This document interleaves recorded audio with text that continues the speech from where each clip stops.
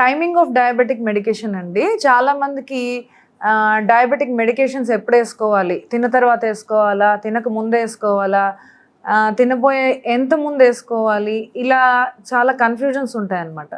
So doctor prescribe చేసేటప్పుడే అక్కడ స్పెసిఫిక్గా రాసి ఉంచుతారనమాట. బిఫోర్ ఫుడ్, ఆఫ్టర్ ఫుడ్, ఈ విధంగా రాసి ఉంచుతారు.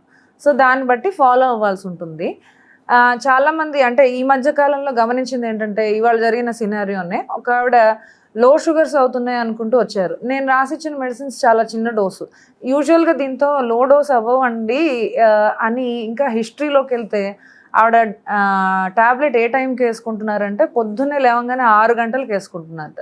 బ్రేక్ఫాస్ట్ ఏ టైంకి చేస్తున్నారంటే 10 o'clock చేస్తున్నారు.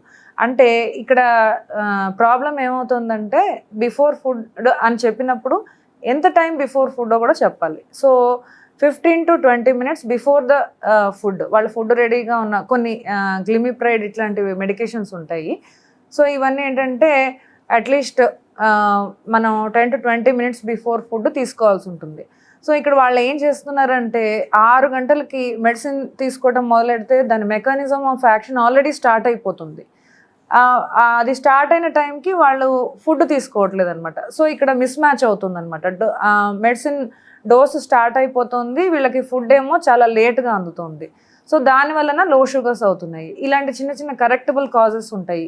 సో అంటే మనం పేషెంట్కి మెడిసిన్ రాసి ఇచ్చేటప్పుడే ఇంత బిఫోర్ వేసుకోవాలి, ఇంత ఆఫ్టర్ వేసుకోవాలి, ఈ విధంగా వాళ్ళకి కరెక్ట్గా సజెషన్స్ చెప్తే వాళ్ళకి షుగర్స్ డౌన్ అవ్వకుండా ఉంటాయి. మనం ఇచ్చే మెడిసిన్స్, వాళ్ళు తీసుకునే ఫుడ్ కరెక్ట్గా టైమ్ ఆఫ్ యాక్షన్ కరెక్ట్గా ఉండి వాళ్ళ బ్లడ్ షుగర్స్ కంట్రోల్లో ఉంటాయి.